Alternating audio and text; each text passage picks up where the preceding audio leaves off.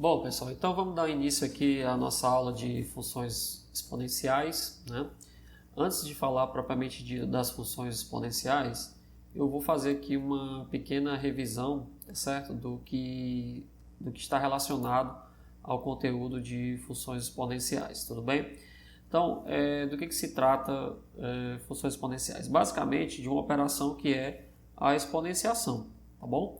Então, em geral, você tem a base, né? E você tem o expoente e você tem um resultado que a gente chama de potência, né? E em que é útil, né, fazer exponenciação? É útil quando você tem uma multiplicação repetida, né? Por exemplo, você quer multiplicar 5 vezes o número 3, né? Obviamente que o resultado não é 5 vezes 3. Quando você multiplica 5 vezes o número 3, você está fazendo aí uma potência, né? É um número muito maior do que 15, por exemplo, é um número 125, tá certo? Então, a exponenciação ela é uma operação em que você pega um número, né, e multiplica ele várias vezes, repetidas vezes, tá bom? Então, nesse processo de repetir várias vezes, você cria um expoente, né? Então, por exemplo, 5 vezes, né, o número 5, tá bom? Quando você repete ele 3 vezes, isso te dá 125, né? É um processo muito útil, na qual você vai frequentemente se deparar aí ao longo da sua vida aí de estudante de física, de cálculo, né? Enfim.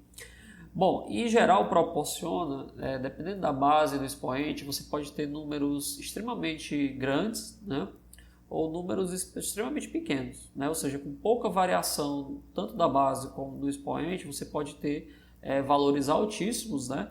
Ou valores muito pequenos, né? Então, assim, por exemplo, para o número 2, quando a base é 2, por exemplo, a gente sabe que 2 vezes 2 2 vezes 1 é 2, 2 vezes o 2 é 4, 2 vezes o 2 vezes o 2, ou seja, repetindo o 2 3 vezes, a gente tem o 8, né? Quando a gente repete o 2 4 vezes, a gente passa a ter o 16, né? E o 32, né? Quando a gente agora coloca um número negativo no expoente, tá certo? O que significa colocar um número negativo? Significa que você está aí pegando agora o inverso do número 2 e elevando a potência 1, tá certo? Então, por exemplo, 2 elevado a menos 2, isso significa que você está pegando o inverso do número 2, que no caso aqui é um meio, né? E elevando a segunda potência, tá certo? Então, como você está elevando a segunda potência, o resultado vai ser 1 sobre 4. Então, por isso que te dá 1 quarto, tá certo? Então, 2 elevado a menos 3 é 1 oitavo, 2 elevado a menos 4 é 1 sobre 16. Perceba que é sempre o inverso, né? Assim como você tem 2 elevado a 4 igual a 16, o inverso vai ser 1 sobre 16, tá bom? Por que eu fiz essa brincadeira aqui? Para mostrar para vocês de que à medida que você vai dividindo por 2, por exemplo, quando você divide uma vez o 32 por 2 dá 16. Quando você divide mais uma vez por 2 dá 8, né? Quando você divide agora o 8 por 2 dá 4. Quando você divide o 4 por 2 dá 2. E quando você divide o 2 por mais uma vez o 2 dá 1. Tá certo? Se você continuar dividindo esse número por 2 vai te dar 1 meio. Se você continuar dividindo 1 meio por 2 vai te dar 1 quarto. Por 8, por 16 e 32. O que é que eu quero dizer com isso? À medida que você vai reduzindo o valor do expoente, tá certo? Você está fazendo uma operação que você está dividindo por 2. E aí é natural imaginar o que acontece com o zero, né? O que acontece com o zero? Então, qualquer número que você pegar e elevar a zero, o resultado vai ser sempre 1. Tá bom? Se você fizer essa brincadeirinha aqui com a base 5 ou com a base 3, né? Que são números, digamos, mais fáceis de fazer a conta aqui, para fazer a brincadeira, você vai ver que você vai chegar também no 1. Ou seja, de forma geral, tá bom? O que a gente tem aqui, né, é que qualquer valor elevado a zero vai ser 1. Então, isso aqui é uma regra básica, né? Qualquer valor que você tiver de variável na base e elevar a potência a zero, você vai ter 1, tá certo? Então, 3 elevado a zero vai ser 1. 5 elevado a zero vai ser 1, né? Qualquer coisa elevada a zero, 1000 elevado a zero vai ser 1. Enfim, então essa é uma regra geral que vale para qualquer potência, né? Qualquer base, desculpa, para a potência zero, tá certo? Bom, com relação ao negativo, como eu já discuti aqui, levar um número à potência negativa significa que você vai inverter o número e elevá-lo à potência, tá certo? Então, sempre quando você tiver um número aí elevado a negativo, né? Por exemplo, se você tiver uma fração, vou fazer aqui só uma fração para lembrar, 3/4 elevado a menos 2, tá certo? Ora, como a potência aqui é negativa, o que você vai fazer é inverter o número. No caso aqui, o número é uma fração. Então, o que você vai ter que inverter aqui é a própria fração. Você vai ter 4/3 elevado a 2. E o resultado vai ser 16 sobre 9. Tá certo? Então, perceba que no momento em que você tem uma potência negativa, você está invertendo aí o valor e elevando agora a potência positiva. Então, essa propriedade geral vale para qualquer que seja o número. Tá bom? Bom, aí a gente vai um pouquinho para frente aqui, vou passar, né, próximo assunto, né? Com relação às propriedades mais importantes de exponenciação, eu vou fazer isso aqui com vocês porque pode ser que um ou outro aluno tenha dificuldade ainda em exponenciação, tá bom? E é importante você recapitular esses conceitos porque futuramente, né, você vai ter que manipular diversas funções, às vezes funções bem mais complexas do que a gente está vendo aqui agora, né? E você vai ter que relembrar esses conceitos, né? Então, por exemplo, primeira propriedade, quando você tem um A maior do que zero, né, e um B maior do que zero, eu vou já usar o B aqui nas propriedades também, né? O que a gente tem? E um X e Y qualquer, ou seja, qualquer que seja o expoente que você está usando, né? Se a base é a mesma, tá certo?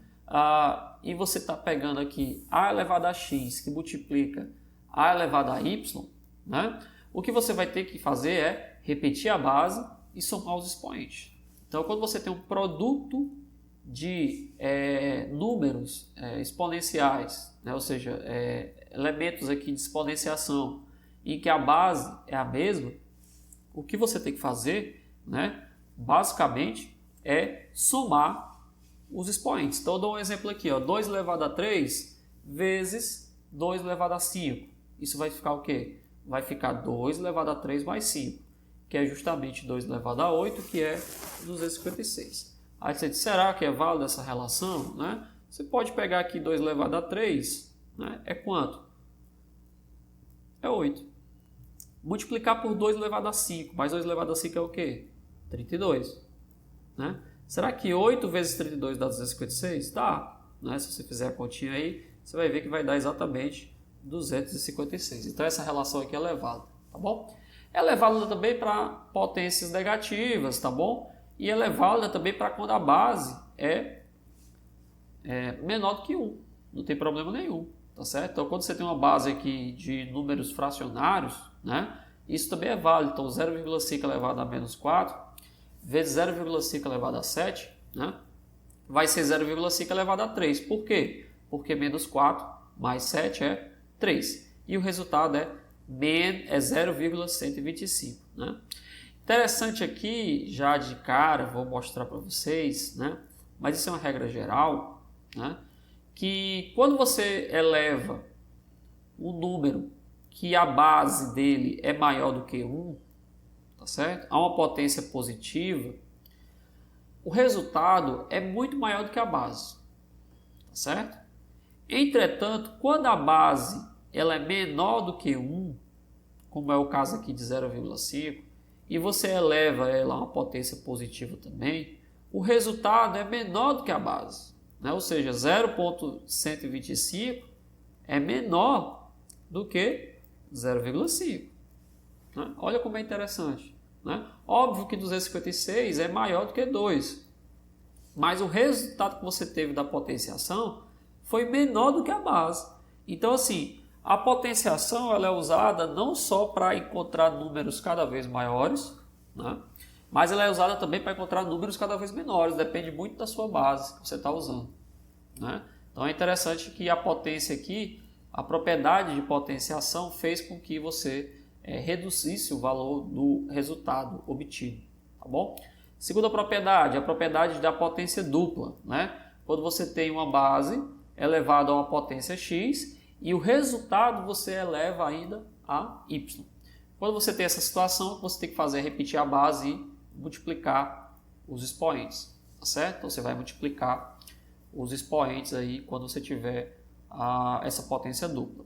Exemplo, 2 elevado a 0,1 e elevado a 5 vai ser 2 elevado a 0,5, que é 2 elevado a 1 meio, tá bom? 2 elevado a 1 meio é o próprio raiz de 2. Né? Por quê? Porque sempre que você tiver 2, se tiver uma base qualquer, né, digamos x,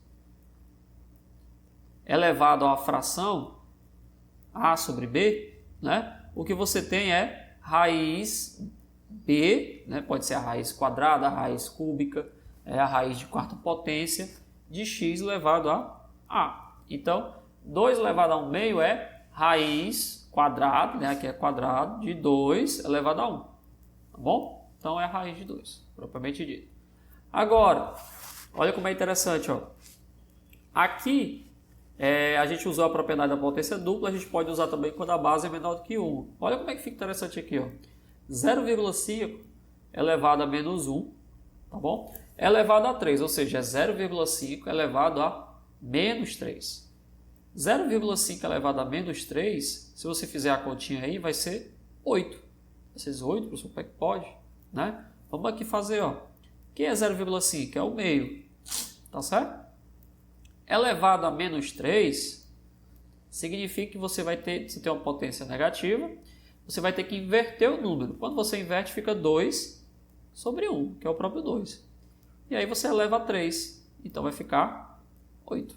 Né? Olha como é interessante, que às vezes uma propriedade de potência aqui no caso, ó, como a base ele era menor do que 1, mas a potência era negativa, o resultado deu maior do que a base. Tá bom? Então tem algumas peculiaridades que quando você está menor do que 1 ou maior do que 1, o resultado é muito maior ou muito menor do que a base.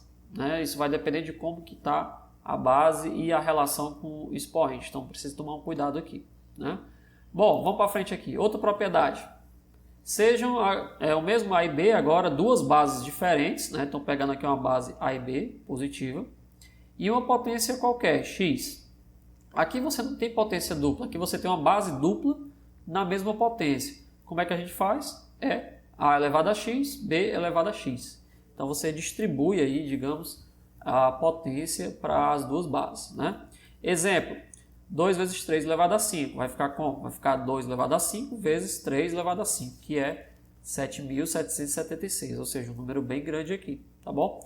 Seria a mesma coisa, né, de você pegar e resolver o que tem aqui dentro, ó, por exemplo, 6 e elevar a 5, né, que daria o mesmo 7.776, tá certo?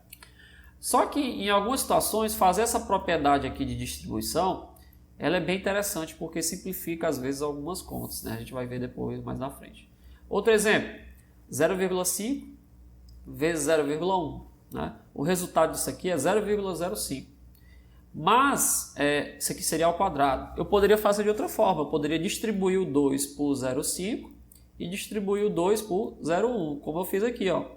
Peguei 0,5 elevado a 2 e 0,1 elevado a 2. O resultado disso daqui é 0,25 e o resultado disso daqui é 0,01.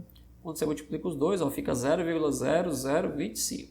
Então, perceba que quando a base é menor do que 1, você elevar uma potência positiva vai te dar um resultado cada vez menor.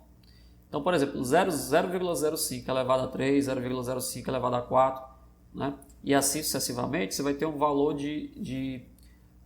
um valor muito menor. Certo? Bom, quarta propriedade. Se o A agora é maior do que 1, e é importante destacar agora, se o A é maior do que 1, tá certo? A base é maior do que 1, e o x é menor do que o y, então A elevado a x é menor do que A elevado a y. Aí você diz, beleza, professor, por quê? Né? Eu sei que, como 5 é menor do que 8, né? E a base aqui é menor do que 1, 2 elevado a 5 vai ser menor do que 2 elevado a 8, né? Que por sua vez vai ser menor do que 9,7. Né? Então, tudo bem, beleza, aí não tem problema nenhum. É de se esperar que se você tem um expoente maior, você deveria ter, né, um resultado maior. Então, por exemplo, 1,5 elevado a menos 1, não precisa nem você fazer a conta, você sabe que vai ser menor do que 1,5 elevado a 3. Por quê? Porque o menos 1 é menor do que o 3 e a base é maior do que 1, tá certo? Então esse resultado aqui ainda vai ser menor do que 1,5 elevado a 5,6, tá certo? Porque a base é maior do que 1. O que importa aqui é que a base é maior do que 1. Agora o que acontece se eu inverter? Se eu inverter agora e fizer a base ser menor do que 1, né? Por exemplo, uma fração aqui de 1, né? Aí o resultado se inverte, ó. Como eu disse, quando o número é menor do que 1 e você eleva uma potência positiva, em geral o resultado é muito menor. Então, por exemplo, quando eu pego um número menor do que 1 e elevo uma potência 10, o resultado é muito menor do que o mesmo meio aqui elevado a 5. Tá certo? Então perceba que essa brincadeira aí se inverte quando você está tentando estudar uma base muito menor do que 1. Menor do que 1, tá certo? E um expoente menor. Então esse cara aqui, o resultado desse rapaz aqui vai ser menor. Vai ser maior, no caso, do que esse cara aqui. Tá bom? Então é importante destacar. Por quê, professor? Porque perceba o seguinte, que 1 meio elevado a 5 vai ser 1 sobre 2 a quinta, né? Que consequentemente é 1 sobre 32. 2 elevado a 10, tá certo? Vai ser o quê? 1 sobre 1024, se eu não estou enganado, mas é um número bem alto, ou seja, isso aqui é um número que é maior, o resultado disso daqui, se você fizer a conta, né? É um certo número aqui A, e aqui um certo número B, vai ser em alguns casos decimais, mas o A é maior do que o B, tá bom? Então isso significa que quando a potência é maior para uma base, né, menor do que 1, o resultado é muito menor, tá bom? Muito menor. Então vamos, com essas informações a gente pode tentar fazer um gráfico aqui de 2 elevado a x. Eu não vou fazer aqui com vocês porque é simples, né? Que a gente pode fazer aqui rapidamente, ó.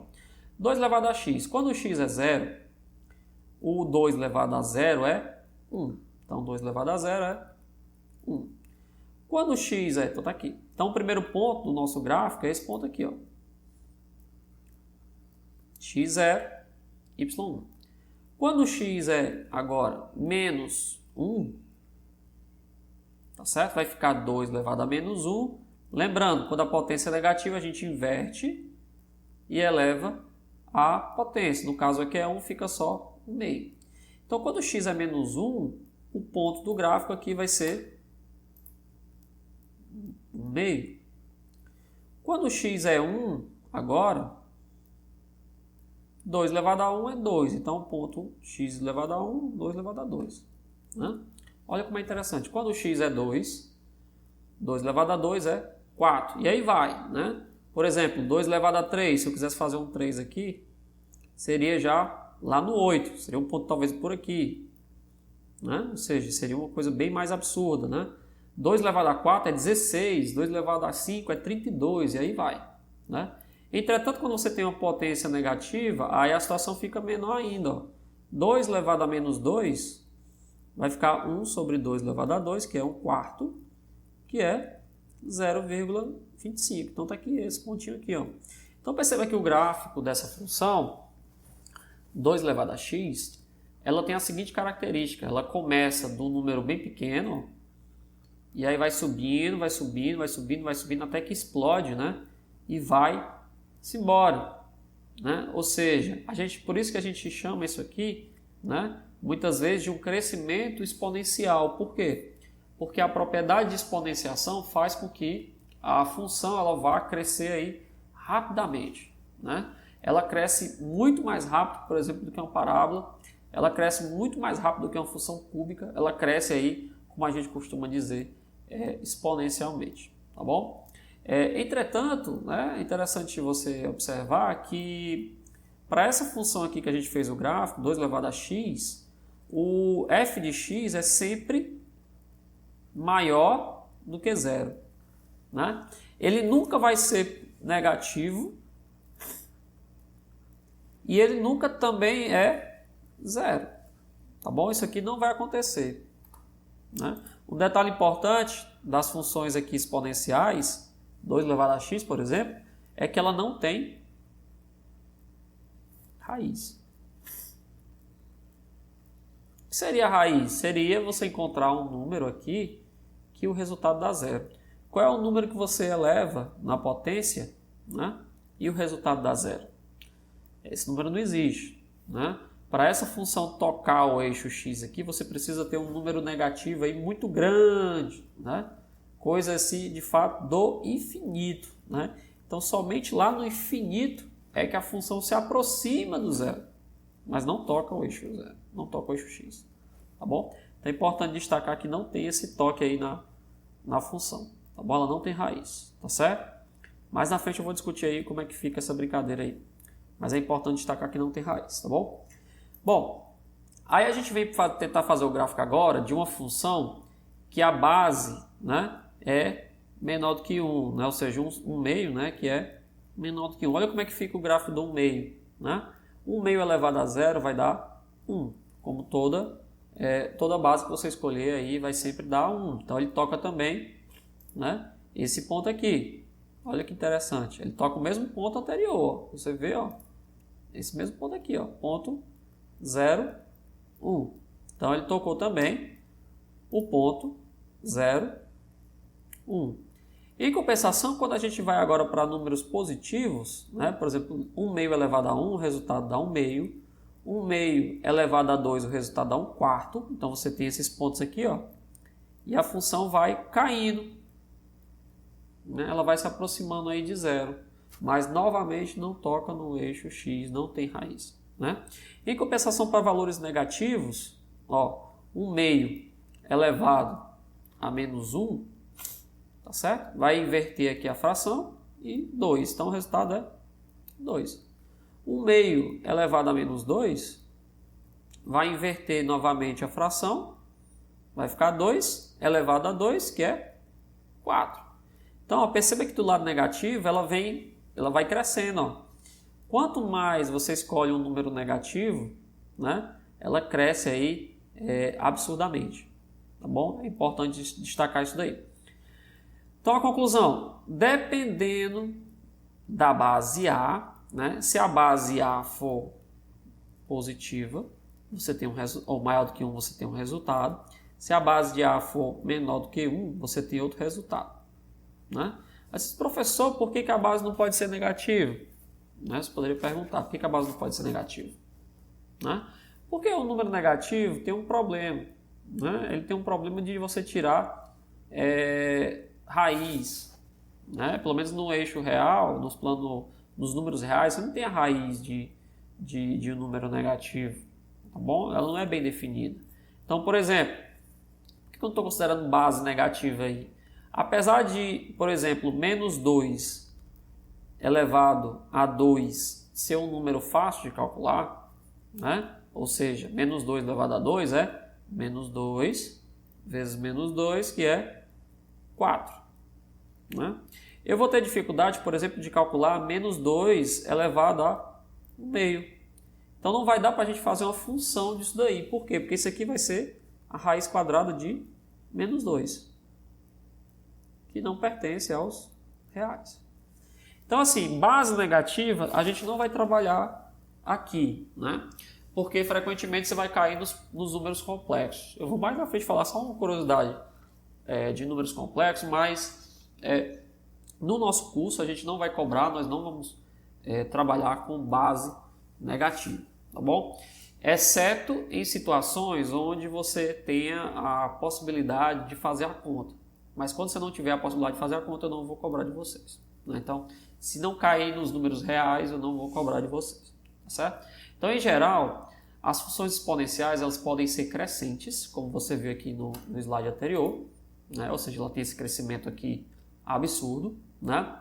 Ou elas podem ser decrescentes, como é esse caso aqui. Então, dependendo se o A for positivo, a função, se o A for maior do que 1, a função vai ser crescente. Tá bom? E o A entre 0 e 1 vai ser decrescente. Tá bom? Essa é uma informação muito importante das funções exponenciais. Não tem raiz, tá bom? Não tem como você tirar a raiz de uma função exponencial desse tipo. Ela não toca o eixo x, tá bom? E a única diferença entre uma e outra, né, é que uma é crescente e a outra é decrescente, tá bom? Um ponto importante aí é justamente o ponto onde a função toca o eixo y, que ele está se repetindo, né? Se repete por quê? Porque qualquer número que você levar a zero dá 1. Então o ponto 0, 1 é comum a todas, né? Vamos ver aqui, ó. Então assim, o gráfico de a elevado a x, né? Quando a, só repetindo o que eu falei aqui, ó, quando a é maior do que 1, é 0 e passa pelo ponto 0, 1, tá certo? Por outro lado, quando a base está entre 0 e 1, né? Ou seja, a base é 1 meio, base 1 quarto, né? Base 3 quartos, coisas desse tipo, né? Você tem que a função é decrescente, tá bom? Mas toca também aqui o ponto, o mesmo ponto, 0 e 1, tá bom? Vamos ver como é que fica aqui algumas comparações, né, entre três gráficos, né?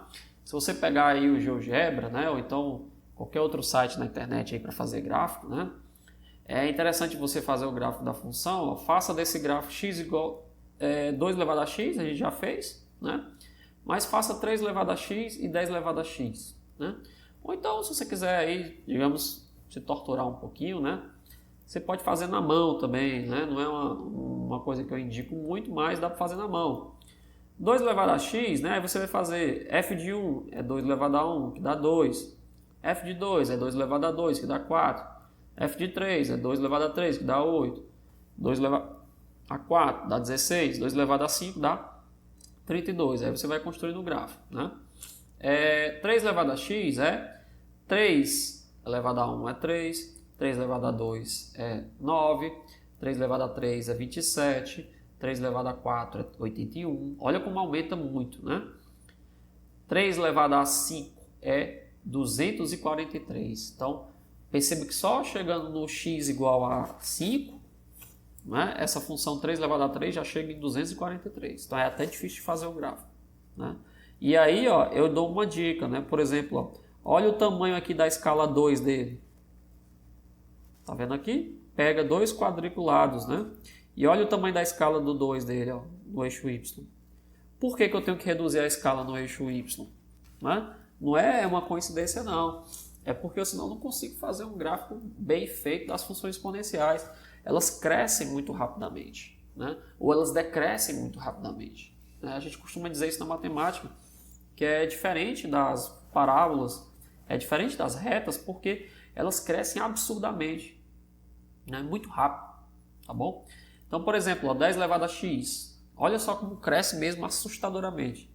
10 elevado a 1 é 10, 10 elevado a 2 já é 100, 10 elevado a 3 já é 1000, né? 10 elevado a 4 é 10.000 e 10 elevado a 5 é 100.000. Então, perceba que é difícil você fazer o gráfico desse tipo de função, né? Porque ela rapidamente atinge aí valores absurdos, né? Detalhe importante, como o A é maior do que 1, tá certo?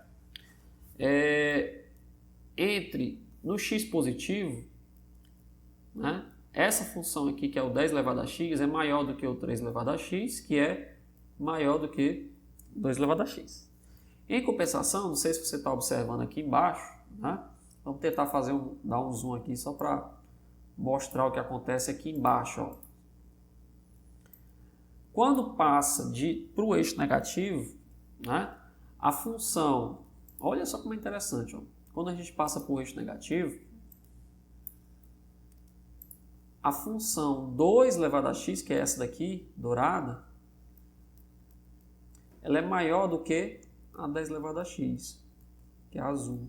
Ou seja, 2 elevado a x passa a ser, né, maior do que 10 elevado a x, quando o x é menor do que zero, quando o x é negativo, né? Esse é um comportamento interessante das funções exponenciais, né? A partir do momento que ela passa da interseção com o eixo y, né, inverte, né? Então, por exemplo, se antes o 10 elevado a x era maior do que o 2 elevado a x, né, quando passa do eixo Y, a situação se inverte. Né? Importantíssimo esse resultado aí, que você tem que entender depois aí quando passar, quando você, digamos, assimilar mais as ideias aí das funções exponenciais, né? Você tem que entender que a partir do momento que ela passa, que ela cruza o eixo Y, as funções se invertem, ou seja, o 10 elevado a x não é mais maior, né, do que o 2 elevado a x. Né? O 2 elevado a x passa a ser maior do que o 10 elevado a x. Isso porque a base é menor do que zero. Né? A base é menor do que, o expoente é menor do que zero. Bom, negativo. Tudo bem, pessoal? Vamos fazer agora o gráfico das outras funções, né? Que tem a base entre 0 e 1. Olha o que acontece. Ó. Vamos lá. F de x, aí 1 meio elevado a x. Né? Estou fazendo agora essa função aqui. Ó. F de 1 é 0,5. F de 2 é 0,25. E o F de 3 é 0,125. Né? Para números negativos, perceba como é que fica aqui. Ó. Você percebe que se eu colocar aqui um número negativo, 1 meio elevado a menos 1, por exemplo, né, vai me dar quanto? Vai me dar 2, que é esse ponto aqui. 1 meio elevado a menos 2 vai me dar 4, que é esse ponto aqui. Ó. Tá certo? 1 meio elevado a menos 3, que é bem aqui, ó, vai me dar quanto? Esse ponto aqui, que é quanto? 8. Então você olha para cá. Ó. Então aqui é 5, 4, 2. Né? Então, ó, perceba que 1 meio de x é essa função azul, 1/3 de x é a função vermelha, 1/10 de x é a função verde. Né? E aí, novamente, ó, olha o que acontece quando eles passam aqui do ponto 0,1. Né? A função aqui que era maior, ela passa a ser menor. Está aqui embaixo agora. Né? Aqui está a função 1 sobre 10x elevado a x. Aqui você tem a função 1 sobre 10 elevado a x. Né? Então, as funções exponenciais elas têm essa característica. Quando a base está entre 0 e 1, né, ela é decrescente, como eu já disse aqui, mas só que também ao passar pelo ponto 0, 1, tem essa inversão. Tá bom? Então, é interessante você comparar os dois gráficos aí e ver quais são as diferenças e quais são as similaridades, tá bom? Bem, fazendo isso a gente chega no número, na base mais famosa de todas, né? Que é o número de Euler. Né? Esse número de Euler aqui, que é um ezinho que você encontra muito na matemática, né? Que é a função e elevado a x. Qual é a história, digamos, do número de Euler? Né? Que é o número 2,71 aproximadamente. Né? A história se dá muito antes de Euler, né?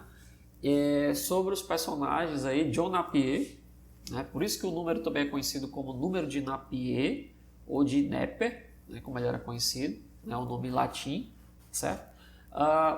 Mas antes de Euler, o próprio John Napier, tá certo? Ele, ao estudar juros, tá bom? Juros compostos, que é um assunto que todo pessoal da economia, que vai fazer economia, estuda isso daí, né?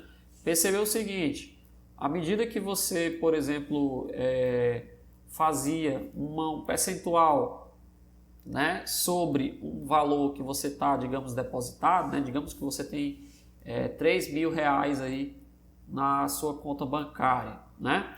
E lógico que na época não era tão assim moderno, né? Mas digamos que você pegasse assim, uma quantia de 3 mil reais, tá bom? E você aplicasse aí uma taxa de juros de 0,5 ao mês. Né? Por que eu estou contando isso? Porque é aí que nasceu o número de Euler, né? E digamos que você aplica uma taxa aí de 0,5 ao mês de rendimento, né? Ou de juros, enfim. O que acontece? Quando você soma o montante que você tem aos juros que você tem que pagar, né? Se isso aí for passando de mês a mês, perceba que você vai ter que multiplicar sempre o dinheiro anterior pelo juros que tem no mês. Então, por exemplo, se você tinha 3 mil e rendeu aí 3 reais, né, de juros no mês, no próximo mês você vai ter que pegar o mesmo percentual e aplicar sobre aqueles R$3.003 e não mais sobre os 3.000, é sobre R$3.003, ou seja, é um juros que vai aumentando cada vez mais, né? Então essa ideia de aumentar cada vez mais dá origem a uma expressão que é 1 mais um número elevado a um expoente, né? Esse expoente aqui, se ele for, tá certo? Levado ao infinito, onde você deixa lá dinheiro no banco ali, né? Eternamente, né? Lógico que você sabe que isso aí vai virar uma montanha, né, de dinheiro, lógico, né? Se você deixar muito tempo, a quantia grande vai virar muito dinheiro. Mas se você, mesmo que você deixe muito tempo, ou seja, o n tendendo aqui a infinito, tá certo? Mas se a taxa de juros for também sendo reduzida com o passar do tempo, né, ou seja, for um número aqui que seja muito pequeno, né, o que vai acontecer é que esse número vai convergir para o número E, esse Ezinho aqui, que é o número de Euler. Então, tanto John Napier como Jacob Bernoulli, né, eles identificaram que à medida que você, por exemplo, fazia 1 mais 1 sobre 1 elevado a 1, dá 2. Só que se você começar agora a fazer a soma com a base de 10, levando o expoente para 10 também, ou seja, 1 mais 1 sobre 10 elevado a 10 vai dar 2,59. 1 mais 1 sobre 100 elevado a 100 vai dar 2,70. 1 mais 1 mais sobre 1000 elevado a 1000 vai dar 2,7169. Até que essa brincadeira aí vai ficando cada vez maior, ou seja, você vai aumentando aqui tanto a fração quanto aumentando o expoente, e aí o número vai ficando constante. Isso aqui não vai mudando mais. Ó. Perceba que ele começa com 2, passa a ser 2,59, depois passa a ser 2,70, né? Passa a ser 2,71. Aí, ó, perceba que ele permanece como 2,718, ó, e não muda mais. Então, esse número aqui ele passa a ser uma constante. Daí a ideia de que era uma constante, né, da matemática muito importante, que é o número de Euler, né?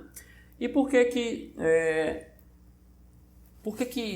que deram uma homenagem, digamos, a Euler nesse número aí? Porque o Euler mostrou que esse número aí, ele é um número irracional, ou seja, né, ele não pode ser colocado na forma de fração. Não existe nenhuma fração que você consegue obter o número de Euler, né? Ele é um número irracional, assim como, por exemplo, a raiz de 2. Né? A raiz de 2 não tem fim, ela não é uma fração, tá bom? Só que, diferentemente da raiz de 2, né, ele é um número transcendente. E significa que ele não é solução de nenhuma equação, né? Ele nunca vai ser encontrado como solução de nenhuma equação, né? A não ser, mais na frente, a gente vai ver que a função exponencial, né, ela é a solução de uma determinada equação diferencial, mas o número em si, ele não pode ser encontrado a partir de raízes, né, de solução de equações com coeficientes reais. Ele não pode ser encontrado jamais, né? Isso é o que significa ser um número transcendente, né? E foi exatamente Euler que trabalhou bastante aí com esse número e mostrou que o número era irracional e transcendente, né? Ele demonstrou matematicamente, rigorosamente, que ele obedecia a esses critérios aí de irracionalidade e de transcendência, tá bom? Então aí a homenagem ao Euler, né? O número passou a ser batizado de número de Euler, mas alguns autores também chamam de número de Napier, né? Mas na frente você vai encontrar uma coisa chamada logaritmo naperiano ou neperiano, né? Justamente em homenagem também ao Napier, né? O Napier, enfim. Então, para deixar aí a homenagem aos dois, né? Você tem o número de Euler e a função inversa, que vai ser a logarítmica, né? Justamente o logaritmo neperiano, tá bom? Bom, então o número de Euler ele também é encontrado de forma brilhante, Euler também mostrou, que é uma soma, né, infinita das frações dos números aqui fatorial, né? O que é esse 4 exclamação, 2 exclamação, 3 exclamação, né? Por exemplo, 4 exclamaçãozinha, que é chamada de 4 fatorial, é um produto que diz que é 4 vezes 3 vezes 2 vezes 1. Ou seja, é uma sequência de multiplicação onde você vai reduzindo o valor da parcela. 3 fatorial, né, é 3 vezes 2 vezes 1. 2 fatorial é 2 vezes 1. Né? Então é uma simbologia matemática que é usada para representar esse produto, né, de parcelas, tá bom? Que vão diminuindo de 1 em 1. Então o Euler mostrou que daria essa série aqui, né? E é por isso que garantiu aí, digamos, a homenagem também ao próprio Euler, tá certo? Tudo bem? Sabendo disso daí, que existe esse ezinho aqui como sendo um número que aparece bastante na matemática, é 2,718, né? A gente chega na chamada função exponencial natural, que é elevado a x, né? Ou em alguns livros você pode encontrar como exp de x, isso aqui significa também, né, a exponencial de Euler, tá bom? Então, o gráfico da função é semelhante ao gráfico de qualquer outra função com a base maior do que 1. Como ele é aproximadamente 2,71, o é maior do que 1, tá bom? Então, ele vai ser uma função crescente, né? Quando a gente estiver trabalhando aqui com a base positiva, né? Então, a base é maior do que uma função crescente. Quando a base for agora 1 sobre e, né? Perceba que e elevado a menos x vai ser 1 sobre e elevado a x. Então, a base aqui passa a ser menor do que 1. Por isso que a função fica decrescente. Então, essas funções aqui, crescente e decrescente, são as funções mais usadas na física, né? Você vai ver que e elevado a x vai aparecer em todo canto e e elevado a menos x também, tá certo? É importante só destacar que isso aqui vai aparecer muito aí para vocês ao longo do curso, tá bom? Então, se habitue já com as funções exponenciais de Euler, que elas vão aparecer bastante, tá bom? O gráfico da função exponencial, vou colocar aqui de novo, ela é uma função crescente, né? Passa pelo ponto 0,1, e aqui eu vou comentar só um detalhe que vocês vão precisar lá no curso de cálculo, né? É entender a ideia dos limites, né? O que significa o limite? O limite significa que você está, digamos, levando a função para valores cada vez mais próximos de outros valores. Então, no caso aqui, o limite da função tendendo ao infinito, né? Ou seja, quando você substitui valores de x na função tal que o x vá para valores muito grandes, a função ela vai para mais infinito. Ou seja, o comportamento da função exponencial, à medida que você substitui valores de x cada vez maiores, né, é ir para mais infinito. Tá certo? Ou seja, a função ela vai-se embora, né? Sobe aqui para mais infinito. Bom, esse é um comportamento importante que eu vou destacar logo aqui. Eu não vou cobrar de vocês a ideia de limite, né? Mas é importante destacar aqui que esse comportamento existe e vai ser extremamente útil para vocês lá no cálculo, né?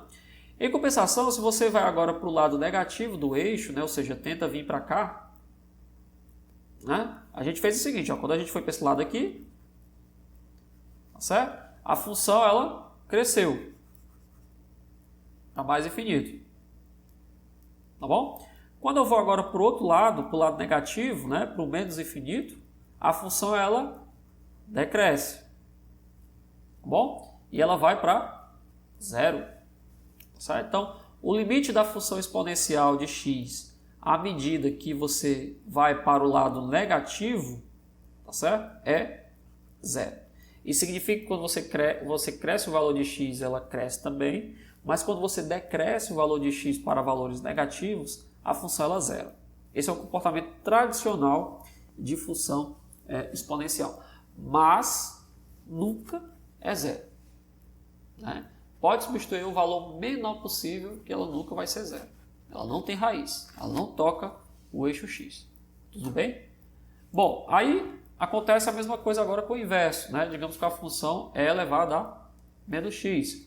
Quando você agora vai para o lado negativo da função, né? Ou seja, para valores de menos infinito, aqui, a função ela cresce absurdamente, ela vai para mais infinito. Quando você vai agora para valores mais infinitos, ou seja, quando você cresce os valores de x, a função ela decresce absurdamente, ela se aproxima de zero. Então, o limite da exponencial é elevado a menos x. Quando o x vai para o lado positivo, é zero. E o limite da função exponencial, quando o x vai para o lado negativo, é mais infinito. Esse é o comportamento tradicional de funções decrescentes. Quando você tem essa assinatura aqui do limite, você tem uma função aí decrescente. Tudo bem, pessoal? Bom, aí eu vou fazer só uma curiosidade aqui. Será que existe uma correlação entre as funções trigonométricas e as funções exponenciais que a gente estudou? Aqui é uma curiosidade. Você não precisa, digamos, se torturar, né, em aprender isso aqui, tá bom? Tanto Euler, né, todos eles aí, Euler, Bernoulli, tá certo? Estudaram bastante as funções exponenciais, estudaram bastante as funções trigonométricas, tá certo? E inclusive tem embates ao longo da história aí entre eles, né, justamente para saber se existe ou se não existe determinada função, se uma função tem domínio real ou não. Então, a matemática nessa época aí era bem, estava se desenvolvendo, né? Mas já existia aí discussões aí bem interessantes. Uma delas, né, é se existia uma conexão entre as funções exponenciais e as funções trigonométricas, né? Foi mostrado na época que a função exponencial, que eu acabei de mostrar para vocês, ela poderia ser encontrada também, não só fazendo a análise gráfica, mas ela poderia ser mostrada ser uma soma, tá certo? De funções polinomiais. Ou seja, quando você soma aqui 1 mais x ao quadrado sobre 2 fatorial, que é quanto? 2. X ao cubo, né? Sobre 3 fatorial, que é 6. Né? Perceba que 2 fatorial é 2 vezes 1, que é 6, é 2. 3 fatorial é 3 vezes 2 vezes 1, que é 6. E 4 fatorial, só para complementar aqui, é 4 vezes 3 vezes 2 vezes 1, que é quanto? 24. Né? Então, eles mostraram na época, né, todos que estavam envolvidos aí, que a função exponencial ela poderia ser encontrada, né, quando você fazia aqui uma soma, tá certo, de monômeros. Ou seja, x mais x2 mais x3 mais x4. Mas também a função seno, ela era também uma soma, só que igualmente com a função x, com a função x ao cubo, com a função x à quinta potência e com a função x a 7. Ou seja, só os monômeros aí, monômeros de potência ímpar. Certo? Potência ímpar. E, por outro lado, a função cosseno, ela tinha os monômeros aqui de potência par. Então, a função cosseno aqui também tinha monômeros, né? No lugar de ser polinômios, né? monômios, né? A palavra correta é monômios. Também, números é outra coisa, monômios. Tá bom? Monômios, vou botar aqui o nome correto, monômios de potência ímpar e aqui monômios de potência par. Bom, a tangente também poderia, né? Mas olha que só que interessante, a tangente também tinha a sua forma, né, em termos de monômios, né? Mas tinha uma coisa em particular, o cosseno ele tinha o 2 fatorial, tinha o 4 fatorial e o 6 fatorial. O seno tinha o 3 fatorial, 5 fatorial e o 7 fatorial. E a função exponencial tinha todas elas. Tinha o 1 fatorial, tinha o 2 fatorial, o 3 e o 4. Então, será que tinha como a gente somar os dois, né? O seno e o cosseno, e obter a função exponencial? Porque se o seno tem a parte ímpar e o cosseno tem a parte par, é de se esperar que se você somar os dois, você poderia obter o completo, que é a função exponencial. Né? Olha como a função exponencial é completa. Né? Se você apagar aqui um pouquinho, ó, você vai ver que ela está completa aí, né? Então, ó, só apaga aqui. Perceba que ela está completa, ela tem os termos ímpares, bom? E ela tem os termos pares.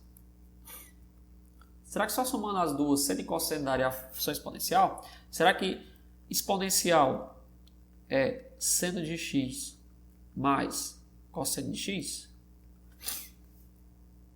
Né? A resposta é não. Tá bom? Por quê? Tá aqui, ó. Claramente você vê o quê? Que, vou até apagar aqui para ficar mais fácil de ver. Que o seno, ele apresenta os monômios ímpares, mas ele tem aqui, ó, mais e o menos alternado. Tá bom? Cosseno também, ó, tem o mais e o menos alternado. Então complicou, né? Porque a exponencial não tem mais e menos, é só mais. Tá certo? Será que tem alguma forma de eu obter isso daí? Né? Será que tem alguma forma de conectar a exponencial com o seno e o cosseno? Né? Aí vem o desenvolvimento de Euler. Né? Por isso que esse númerozinho E aí foi realmente dado em homenagem ao Euler e com justa causa. Né? Porque foi justamente Euler que começou a trabalhar em cima dessas observações do número exponencial e constatou que se você fosse agora para os chamados números complexos, né? Eu vou já comentar o que é o número complexo, você conseguiria conectar as exponenciais com os números com o seno e cosseno. Isso aqui é uma curiosidade, né? Então, por exemplo, o que é um número complexo? Como a gente conhece, número complexo é a qualquer número que tenha raiz, por exemplo, de um número negativo, raiz de menos 1, né? A gente vai chamar aqui de i, né? Que é um número imaginário, tá bom? Número complexo é qualquer número que tenha a sua parte real, como a gente conhece normalmente, mas ele também tem uma parte imaginária. Então, por exemplo, o número raiz de 2, por exemplo, o número 2 mais 3i significa que é um número assim, ó, que é 2 mais 3 vezes a raiz de 1. Aí você diz, professor, né? Para que eu quero a raiz de 1 se ela nem existe no mundo real? Realmente, né, a raiz de 1 não existe, né? Mas, do ponto de vista imaginário, no plano imaginário, ela existe. Tá? E o interessante na física, e você vai ver justamente isso daí, né, é o seguinte: o número imaginário, quando você eleva a menos 1, quando você levar a primeira potência, ele é imaginário, beleza? Só que o número imaginário aqui, i ao quadrado, ele é menos 1.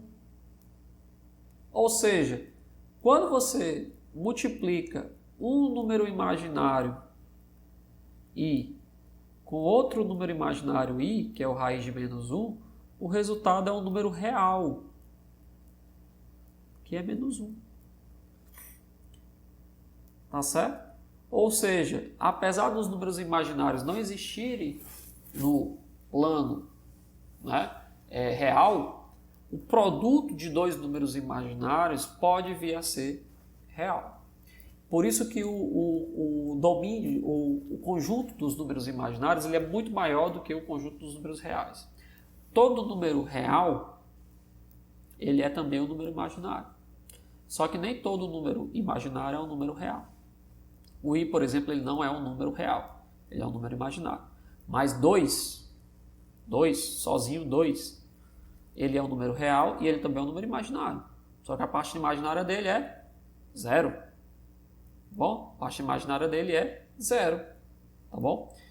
Vocês vão ter outras oportunidades de estudar os números reais, mas para que eu estou dizendo isso daí?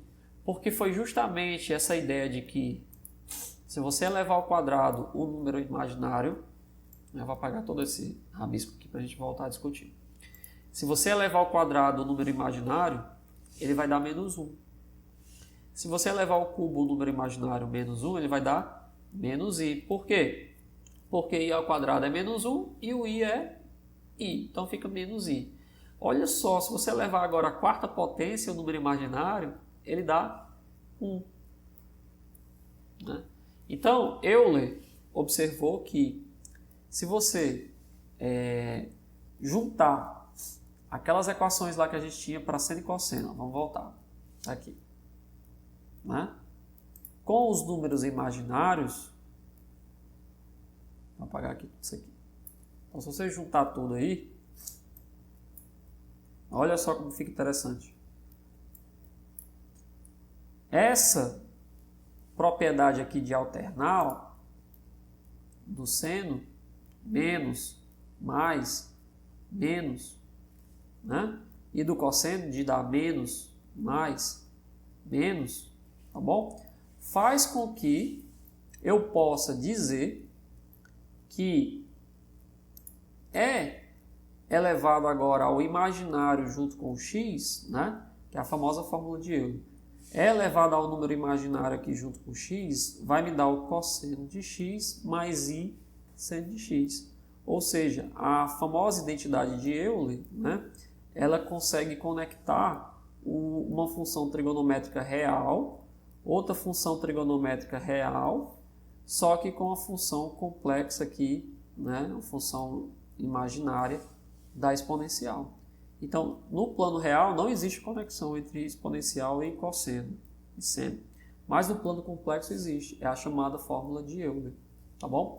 E essa fórmula de Euler, se você substituir aqui x igual a π radianos, você cai na chamada equação mais bonita da matemática, né? Que você até encontra aí por aí algumas pessoas usando camisas com essa equação. E elevado a π, né? Faça aí o teste aqui, eu não vou fazer para você deixar aí curiosidade, né? Substitua aqui cosseno de π e substitua aqui cosseno de π.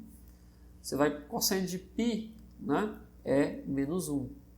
Seno de π é 0. Então você vai cair na equação mais bonita da matemática, que é E elevado a i vezes π mais 1 igual a 0. E por que ela é chamada de equação mais bonita? Porque ela envolve dois números importantíssimos na matemática, que é o 0 e o 1, e ela envolve três constantes importantíssimas na matemática, que é o número de Euler, o π, como eu já discuti aqui, e o número imaginário i. Então ela é uma das poucas equações que juntam, né, na forma mais simplificada possível os cinco valores, né? Quatro valores puramente real, né? E um imaginário que é o i. Então é por isso que é conhecida como a equação mais bonita da matemática, tá certo? Tudo bem? Então é só uma curiosidade aí para vocês. Bom, onde é que a gente vai encontrar funções exponenciais? Aí eu vou só fazer um comentário rápido aqui para você ver a importância das funções exponenciais. Você vai encontrar no chamado decaimento radioativo, né? A taxa com a qual um núcleo atômico radioativo ele emite radiação, tá certo? Ele perde massa emitindo partícula no espaço. Essa taxa aqui é um decrescimento, né, exponencial, né? Então é um decaimento aqui, que a gente costuma dizer decaimento exponencial, tá certo? E é perfeitamente descrito, né, pelas funções exponenciais. Então, quando você for estudar radioatividade, seja no curso de Física Moderna 1 ou Física Moderna 2, ou Física Nuclear, você vai estudar aí justamente o fato de que a taxa com a qual o objeto emite radiação, um átomo radioativo, ele emite radiação, é uma função exponencial, tá bom? Outro lugar que você vai encontrar as funções exponenciais é quando você estiver fazendo aí o seu curso de Física 2, né? Você está fazendo aí talvez Introdução à Física, né? Física 1, e aí depois vem o Física 2. Lá vai ter um probleminha que é chamado estudar oscilações, né, amortecidas. Tá aqui, oscilações amortecidas, né? E onde é que aparece a oscilação amortecida? É quando você tem um sistema que vibra, tá certo? Mas aí devido às forças de resistência ou à força de atrito, esse sistema ele vai perdendo, né, amplitude, ao ponto de perder a sua oscilação, né? Então, quando ele perde essa oscilação, esse decrescimento aqui da amplitude, bom, esse decrescimento que você está vendo aqui da amplitude é justamente uma função exponencial decrescente, que é a nossa elevada a menos x. Então, essa funçãozinha aqui elevada a menos x, ela vai aparecer muito lá no curso de Física 2 e você vai mostrar que ela é a solução de uma equação de amortecimento, né, de uma oscilação de amortecimento. Né? Extremamente importante na engenharia, né, na física de fluidos, bom, para sistemas que precisam de amortecimento, né, você vai estudar lá amortecimento crítico, supercrítico, né, para tentar conectar e reduzir as perturbações. Né? Um exemplo clássico da aplicabilidade de oscilações amortecidas, né, são, por exemplo, os edifícios, né, que são construídos lá no Japão, né, eles são altamente resistentes a terremoto. Por quê? Porque ele é construído com um sistema de amortecimento. Então, existem vários vídeos na internet, você pode procurar aí na internet, você vai encontrar alguns vídeos, né, de prédios no Japão que balançam devido a um terremoto que acabou de passar, ou seja, o terremoto passou pelo prédio, o prédio vai balançar e o cara está lá filmando, vê o prédio balançando, né? Pouquinho, lógico, né? Mas balança, tá bom? Mas não cai não, certo? Não tem dano estrutural nenhum. Por quê? Porque existe lá um sistema de amortecimento, né? Então esse balançado aí até parar, né, é o que a gente conhece como oscilação amortecida, tá bom? Outro lugar que você vai encontrar função exponencial também é já no curso de Física 3, né? Logo aí também, carregamento de capacitor, né? Carga e descarga de capacitor. Olha as curvinhas de carregamento, ó, e descarregamento. São funções crescentes e decrescentes. São funções exponenciais, tá bom? Então, quando você tiver no circuito que carregar um determinado capacitor, esse processo de carregamento aí é com as funções exponenciais de x e exponenciais de menos x, né? São funções aqui de Euler mesmo, né? Exponenciais de Euler, exponenciais naturais, tá certo? Você vai se deparar aí também bastante com esse assunto. Outro assunto aí bem legal, que todo mundo gosta aí, que é bem difundido, é o chamado tunelamento quântico, né? O que é um tunelamento quântico? Imagine que... e aí aparece a função exponencial também. Imagine que você quer carregar um objeto aqui e tem que subir a montanha, né? E fazer com que esse objeto venha a passar para o outro lado da montanha. Para você fazer esse processo aí, você vai ter que vencer o que a gente conhece na física como energia potencial gravitacional, né? Então, para você conseguir atravessar uma montanha, você tem que subir até o ponto mais alto e depois descer, tá certo? Na física clássica, isso significa que você está conseguindo energia potencial gravitacional suficiente, né, para vencer o potencial gravitacional da montanha, né, que é proporcionado pela Terra, obviamente, né? Então, esse potencial gravitacional aí, ele foi vencido pela energia que você forneceu, tá bom? Já na mecânica quântica, não. Na mecânica quântica existe a possibilidade da partícula atravessar o que a gente conhece como barreira de potencial. Então, na mecânica quântica, por mais que você tenha aqui uma parede, né, mas aí não entenda isso como parede física, uma parede de tijolos, não. Tá bom? Não estou dizendo isso, não. É uma parede de potencial, né? É uma barreira de potencial na qual a partícula experimenta. Tá bom? Existe a possibilidade da partícula atravessar essa barreira de potencial e ser encontrada do outro lado, né? É como se fosse uma parede. Para uma partícula é como se fosse uma parede, mas é uma barreira de potencial. Pode ser um campo elétrico, pode ser um campo magnético, né? Pode ser outros tipos de atrações, né? Uma corrente diferente. Então, em geral, quando a partícula está submetida a uma barreira, ela consegue atravessar, né, essa barreira aí, mesmo não existindo a possibilidade de atravessar. Ela atravessa pelo chamado tunelamento quântico. Ilustrativamente, não é isso que significa, mas ilustrativamente é como se realmente você conseguisse aí atravessar as paredes, né? Mas não é por aí. Essa analogia não pode ser feita a nível quântico. Por quê? Porque não é exatamente a matéria, né? A matéria não é atravessada por dentro de outra matéria, né? É simplesmente uma partícula que consegue vencer uma barreira que existia classicamente. Classicamente existia uma barreira, né, como se existisse uma montanha, e você simplesmente consegue vencer essa barreira sem precisar de mexer na sua energia. Esse princípio de tunelamento quântico, ele é usado para fazer microscópio, né? Existe um microscópio muito famoso, uma técnica de microscopia muito famosa, que é STM, né? É Scanning Tunneling Microscope, né? Ou seja, Scanning, você vai encontrar esse termo aí na internet, Tunneling, acho que é assim que se escreve, Microscope. Como é que funciona isso? Né? Ou seja, STM, como é que funciona isso? Funciona da seguinte forma, você coloca uma corrente aqui na ponta do microscópio, né? E aí você consegue arrancar elétrons, né? Do material que você está tentando ver lá no microscópio, sem precisar tocar no material. É como se os elétrons conseguissem percorrer um caminho de corrente, né? Sem existir necessariamente o fio. Imagine existir uma corrente sem necessariamente existir um fio por onde a corrente passar.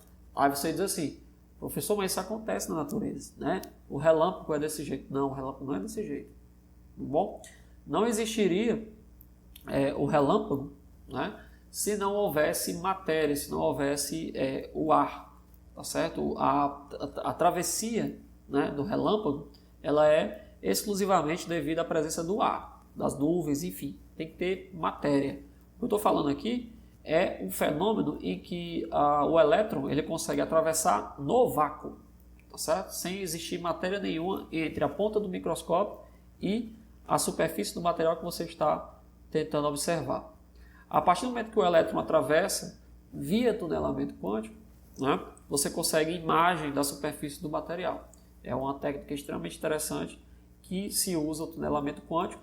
E por que eu estou falando de tunelamento quântico? Porque olha essa partezinha aqui, ó. Olha essa funçãozinha aqui. Essa funçãozinha aqui é uma função decrescente. Olha essa função aqui, ó, dentro do material. Você só consegue explicar que o elétron ou a partícula atravessa a barreira de potencial se você jogar lá dentro da função, né, a expressão matemática para explicar esse efeito é uma função exponencial decrescente, tá bom? Ela é que conecta aqui a amplitude anterior e a amplitude posterior. Você vê aqui, ó, que tem uma função do tipo seno ou cosseno, né, função trigonométrica, e aqui também tem uma função trigonométrica. Só que dentro do material, a forma como ela atravessou dentro do material, né, é o que a gente conhece como função exponencial, é chamado de onda evanescente, tá bom? É uma função exponencial, tá bom? Então você vai encontrar muitos daí na física aí, ao longo do curso, e esse efeito aí é um efeito conhecido na mecânica quântica, é chamado de tunelamento quântico, tá bom? Resumindo aqui, as aplicações na física tem outros, só falei de algumas aqui, né? Das funções exponenciais E elevado a x ou E elevado a menos x, né? Sistemas clássicos sem conservação de energia, ou seja, atrito, resistência do ar, aquilo que eu falei, as oscilações amortecidas, né? Em geral acontece isso daí. Quando você tem resistência do ar também, né? Você vai estudar que a resistência do ar faz, por exemplo, com que um paraquedas, né? A pessoa saltando de paraquedas, ela não aumente a velocidade, né? Absurdamente, ou seja, por que um paraquedista não morre na queda? É por causa do paraquedas, beleza, mas como é que funciona esse princípio físico? O que tem a ver o paraquedas? Não é porque ele abre, né? Tem uma resistência do ar, mas por que a velocidade não aumenta? Né? Uma pessoa sem paraquedas, uma pessoa com paraquedas, por que quando a pessoa cai lá embaixo, né, é mortal? Né? A velocidade com que ela cai é absurda, absurda. Se você soltar qualquer objeto de uma altura muito grande, a velocidade com que o objeto cai lá embaixo é muito grande, absurda, né? Diferentemente de um objeto com resistência do ar, um objeto que tenha uma resistência do ar. Por quê? Quem vai explicar isso daí é a função exponencial, tá bom? Então o carregamento de um capacitor vai aparecer função exponencial, oscilador harmônico, dissipação de energia, que é o chamado amortecido, aparece também, decaimento radioativo, né? Aí outra coisa importante na termodinâmica, né? Na teoria cinética dos gases, né? Distribuição de Maxwell de velocidade de um gás, também aparece a função exponencial. Fenômenos de tunelamento quântico, como eu falei aqui, também aparece a função exponencial. E a concentração do ar que existe na atmosfera também é uma função exponencial. Ou seja, quando você sobe uma montanha, né, a quantidade de ar que você tem para respirar ao longo da sua subida aí, né, se digamos que você faça uma trilha aí e queira subir as montanhas mais altas do mundo, né, lá pelo Himalaia, por exemplo, o Everest, né, a concentração de ar que você vai ter para respirar, à medida que você sobe a montanha, ela vai decaindo exponencialmente, tá certo? Ela vai caindo exponencialmente. Então, todos esses fenômenos aí são fenômenos físicos, né, geográficos, né, digamos de geologia, mas enfim, tudo isso aí aparece lá a funçãozinha bonitinha exponencial de x ou a exponencial de menos x. Tá certo? Então daí você vê a importância muito grande de se entender, de se trabalhar com as funções exponenciais. Tá certo, pessoal? Então eu vou finalizar nossa aula aqui e eu espero que vocês tenham entendido, tenham tido uma boa introdução sobre funções exponenciais.